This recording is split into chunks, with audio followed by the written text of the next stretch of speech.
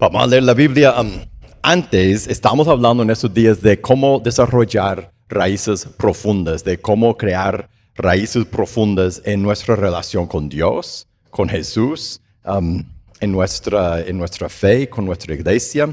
Y hoy vamos a ver eso, que desarrollamos raíces profundas cuando trabajamos con Cristo, cuando trabajamos con Jesús. Y al principio puede ser que esa idea suena un poco curiosa, porque pensamos por naturaleza, y no sé nosotros, en general, las personas cristianas, las personas que asisten a las iglesias, pensamos que ser parte de una iglesia, ser miembro de una iglesia, es asistir y recibir.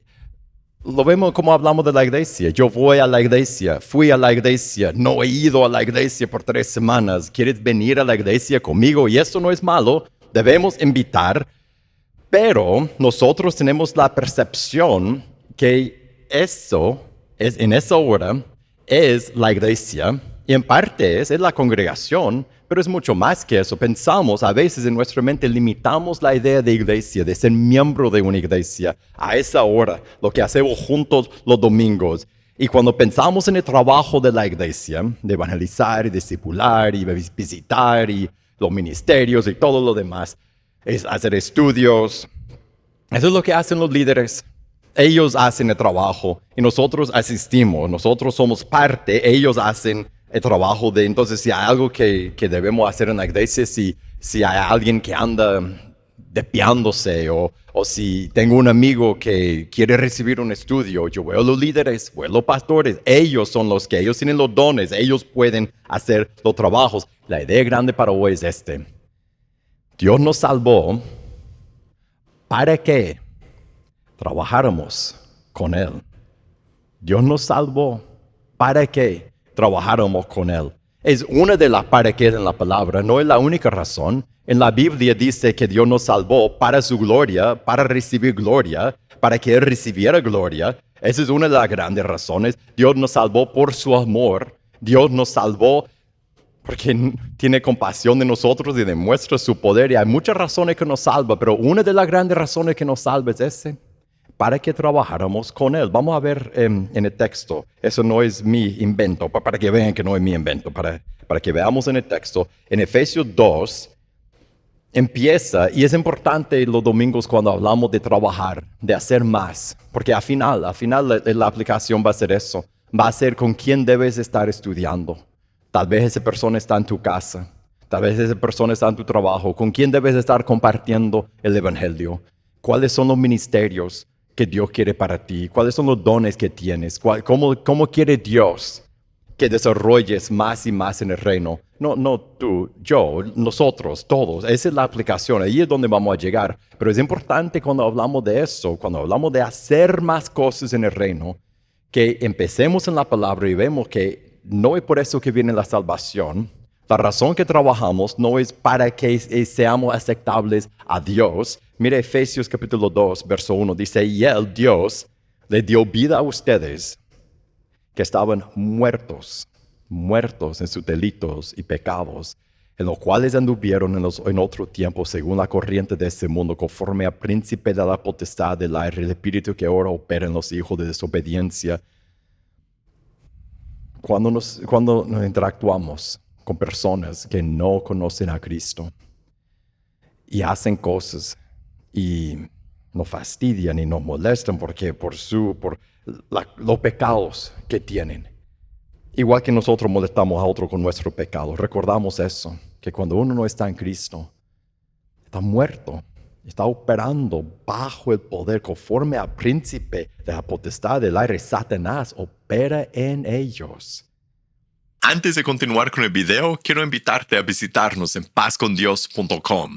En pazcondios.com nuestra misión es capacitar a los líderes para equipar a los santos, es equipar a los santos para la obra de ministerio. En pazcondios.com regalamos una gran variedad de recursos para los que somos líderes y para cada persona que quiere buscar a Dios. Hay seminarios, sermones, estudios, videos, hay libros, mucho más, y todo es completamente gratis. Así que te invito a visitarnos en pazcondios.com, también a suscribirte a este canal para ver todos los videos que publicamos. Ahora regresamos al video. que nos dé compasión por ellos. Entre ellos, también todos nosotros. Si estás en Cristo hoy, Él dice, en otro tiempo vivíamos en las pasiones de nuestra carne, satisfaciendo los deseos de la carne, de la mente. Éramos por naturaleza hijos de ira, lo mismo que los demás. Y hablando a cristianos, Él dice, así eran. Pero Dios, que es rico en misericordia, por causa del gran amor con que nos amó, aun cuando estábamos muertos en nuestros delitos, nos dio vida juntamente con Cristo. Por gracia ustedes han sido salvados. Agarra esa frase, nos dio vida, por gracia somos salvos. Eso llega a ser uno de los grandes temas en esa sección y en toda la Biblia. Y con Él, con Cristo, nos resucitó y con Él nos sentó en los lugares celestiales en Cristo Jesús. En otras palabras, somos hechos miembros de la familia de Dios por estar en Cristo, a fin de poder mostrar en los siglos venideros la sobreabundante riqueza de su gracia por su bondad para con nosotros en Cristo Jesús. Porque por gracia ustedes han sido salvados por medio de la fe, y eso no procede de ustedes, sino que es don de Dios, no por obras para que nadie se gloríe. Entonces, no pierda esa frase, no por obras, somos salvos por la gracia y por la bondad de Dios. Dios resucita a los muertos, y si estás en Cristo hoy, si tienes vida hoy, estabas muerto y Dios te resucitó, te dio vida por su gracia, por su bondad, no por nada de que hayas hecho. Y después en el verso 10, porque somos hechura suya, creados en Cristo Jesús. Eso resume todo lo que acabamos de ver. Para hacer buenas obras, las cuales Dios preparó de antemano para que anduviéramos en ellos. Dios nos hizo en Cristo, cuando nos salva, una de las razones, una de las para qué. ¿Por qué te salvó Dios? ¿Para qué te salvó Dios? Para hacer buenas obras, para hacer ciertas cosas durante el resto de tu vida, cosas que Él quiere que hagas, cosas que Dios preparó de antemano para que anduviéramos en ellas. No sé si tú haces listas en tu día de lo que tienes que hacer. Yo hago listas, todos los días hago una lista de cosas que tengo que hacer para no olvidar. Porque si yo no hago la lista, si no apunto mis quehaceres, mis tareas, yo olvido lo que tengo que hacer. Llego al final de la semana y hay mucho que no he hecho, y yo hago mis listas, y en un buen día, antes de empezar mi día, yo hago mi lista, y el resto del día trabajo conforme a esa lista. Ese dice que cuando Dios me salvó, cuando Dios te salvó, si estás en Cristo, te salvó, te hizo una nueva persona para que hicieras ciertas cosas, ciertas buenas obras, y Él preparó de antemano esa lista de tareas. Dios hizo una lista. Yo hago una lista de lo que yo quiero hacer cada día. Dios tiene una lista para mí de cosas que Él quiere que yo haga, no para que yo esté aceptable a Él, no para que yo sea agradable a sus ojos, porque ya lo soy en Cristo, sino porque estando en Cristo, Él quiere que yo trabaje con Él. Es por eso que me ha salvado, que te ha salvado. Eso no solo era para nosotros, eso empieza, como todo lo que debe ser para nosotros, eso empieza en Jesús. Era el propósito de Cristo, hacer las obras de su Padre. Rapidito buscamos Lucas 19:10. Jesús, hablando de sí mismo, dijo, porque el Hijo del Hombre ha venido a buscar y a salvar lo que se había perdido. Y después, al final de su vida, Jesús estaba hablando a Dios delante de sus seguidores y dijo, yo te he glorificado, yo te glorifiqué en la tierra, hablando de su vida, durante su vida, habiendo terminado la obra que me diste que hiciera. Yo te he glorificado, ¿por qué? Porque hice el trabajo que tú tenías para mí. Las buenas obras que habías hecho de antemano para que yo anduviese en ellas, en otras palabras. Y después, no solo fue durante su vida en la tierra, sino la obra de Jesús sigue hasta la fecha. Jesús sigue obrando. Mateo 16:18 dice, Jesús dijo durante su vida, yo también te digo, hablando específicamente con Pedro, tú eres Pedro, y sobre esa roca, la roca de su confesión de que Él era el Hijo de Dios, edificaré mi iglesia, levantaré. Cuando dice iglesia, no está diciendo voy a edificar un edificio, voy a construir un edificio, voy a edificar iglesia. En su idioma significaba gente, congregación, voy a levantar, voy a edificar mi gente, mi pueblo, mi congregación, y las puertas del Hades o del infierno no prevalecerán contra ella. Jesús sigue obrando hasta la fecha. Él tiene su proyecto, traer el reino de su Padre, el reino de Dios, y seguir a Cristo es trabajar con Él. Él nos salva no para que simplemente lleguemos a un servicio todos los domingos. Debemos, eso es parte, adoramos a Dios, hacemos muchas cosas buenas en esta hora, pero no es la totalidad de lo que Dios tiene para nosotros. Es una parte, seguir a Cristo, es trabajar con Él, es unir nuestra vida con su propósito. Mira, por ejemplo, Marcos capítulo 1, cuando Jesús llamó a sus primeros seguidores, sus discípulos, los primeros seguidores antes de nosotros. Mientras caminaba junto al mar de Galilea, imagínenlo, Jesús está caminando, miró a Simón, conoce a Simón como Pedro, y a Andrés, hermano de Simón, echando una red en el mar porque eran pescadores, y Jesús le dijo, venga conmigo, o sea, sígueme, y yo haré que ustedes sean pescadores de hombres. O sea, yo tengo otro trabajo para ustedes, yo tengo algo que quiero que hagan. Los salvó, los sacó de donde estaban para que hicieran obras que Él tenía planeado para ellos. Muy parecido a nosotros, ¿no? Dejando al instante las redes, ellos lo siguieron. Después, a final de su tiempo en la tierra, cuando estaba al punto de ser levantado a los cielos, a la diestra del Padre, como cantamos, Mateo 28, 19, Jesús dijo a esos mismos seguidores, Pedro y Andrés y otros, vayan pues y hagan discípulos o seguidores míos de todas las naciones, bautizándolos en el nombre del Padre, del Hijo, del Espíritu Santo, enseñándoles a guardar, obedecer todo lo que les he mandado. Y recuerden, yo estoy con ustedes todos los días hasta el fin del mundo. Entonces Él les dijo, mi tarea para ustedes es la misma. Lleva mi evangelio a personas que están lejos de mí. Enséñenles cómo ser mis seguidores. Y después, cuando lleguen al momento de querer entregarse a mí, bautícenlos. Y después de eso, siguen enseñándole cómo obedecerme en cada área de su vida. Es su tarea.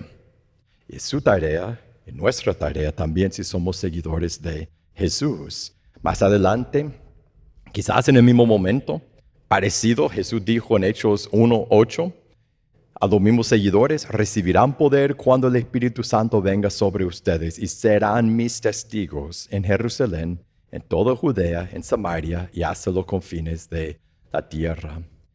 Y si quisiéramos creer que eso quizás solo era para ellos, quizás para los primeros 12 o los primeros 120, mira lo que Pablo dice más adelante en 2 de Corintios 5:15. Dice, por todos murió Jesús, para que los que vivan, nosotros, ya no vivan para sí. O sea, mis propósitos en mi vida no son mis propósitos, sino para aquel que murió y resucitó por ellos. De manera que, entonces, vamos a vivir para Cristo y trabajar con Él, de manera que nosotros de ahora en adelante ya no conocemos a nadie según la carne, aunque hemos conocido a Cristo según la carne, sin embargo, ahora ya no lo conocemos así. De modo que si alguno está en Cristo, nueva criatura es. Las cosas viejas pasaron, ahora han sido hechas nuevas.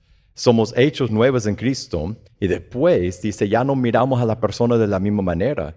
No miramos a personas y decimos, ese es de tal país o de eso o del otro, a lo mejor trabaja de eso. No juzgamos a la gente como siempre hemos juzgado a la gente antes y hasta ahora, sino que miramos a la gente en dos grupos. Personas que han recibido la salvación, que son parte del reino, ciudadanos del reino de Jesús, y personas que todavía no lo son. Y todo eso procede de Dios, 18, quien nos reconcilió con Él mismo por medio de Cristo. Y mira lo que va juntos. Me reconcilió con Él por Cristo y nos dio el ministerio de la reconciliación. Y ese nos ahí, no es solo Pablo, es todo seguidor de Jesús. Es decir, que Dios en Cristo está reconciliando el mundo con Él mismo, no tomando en cuenta a los hombres sus transgresiones, y nos ha encomendado a nosotros la palabra de la reconciliación. Los seguidores de Jesús tienen esa tarea, ese propósito, dar la reconciliación a los demás. Por tanto, verso 20, somos embajadores de Cristo, como si Dios rogara por medio de nosotros. En nombre de Cristo le rogamos, reconcíliense con Dios. Al que no conoció pecado, lo hizo pecado por nosotros para que fuéramos hechos justicia de Dios en él. Dice, si estamos en Cristo, representamos a Cristo. Y más que eso no es solo llevar un buen testimonio, es parte, pero llevamos un mensaje. Él dice, rogamos. Y me pongo a pensar cuando leo eso y digo, ¿cuándo fue la última vez que puedo decir, yo estaba rogando a alguien? Reconcíliate con Dios, reconcíliense con Dios, entra en paz con Dios. Hay paz con Dios y tú lo puedes tener. Y ese debe ser algo común en nuestra vida como seguidores de Jesús. Tenemos vida, estamos rodeados de personas que andan en muerte. Tenemos que andar buscando hablarles del Evangelio, trabajar con Cristo. Entonces, ¿qué es trabajar con Jesús? ¿Qué es hacer las tareas que Él tiene para nosotros? Primero, es donde empezamos, es recordar por qué lo hacemos. No para estar aceptables a Dios, somos salvos por su gracia. Yo soy salvo ahora, yo tengo que llevar y puedo llevar eso a otras personas. Y lo que nosotros llevamos es este Evangelio. Puedes estar reconciliado con Dios. Y el trabajo en sí, leemos otra vez Mateo 28. Este es nuestro trabajo en sí. Acercándose a Jesús le dijo, toda autoridad me ha sido dada en el cielo y la tierra. Vayan pues, hagan discípulos de todas las naciones, bautizándolos en el nombre del Padre, del Hijo, del Espíritu Santo, enseñándoles a guardar todo lo que les he mandado. Recuerden, yo estoy con ustedes todos los días hasta el fin del mundo.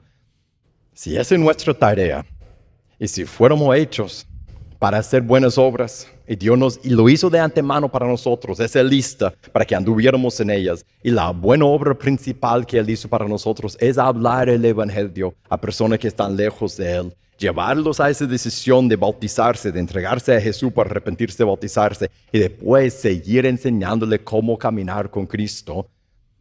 Ese debe ser el trabajo al cual nos dedicamos. Debemos pasar por la vida siempre pendiente de que yo debería estar hablando el Evangelio a alguien, invirtiendo mi vida en una amistad con alguien que está lejos de Dios. Yo debo estar persiguiendo a por lo menos una persona que está lejos de Dios con el Evangelio. Yo debería estar enfocado en mis oraciones, enfocado en mis conversaciones. Yo debería estar enfocado en cómo paso mi tiempo, en cómo puedo llevar el Evangelio a esas personas. Y honestamente, hay momentos en mi vida cuando lo hago, hay otro momento en mi vida cuando me cuesta hacerlo, pero debemos tomar días como hoy para recordarnos.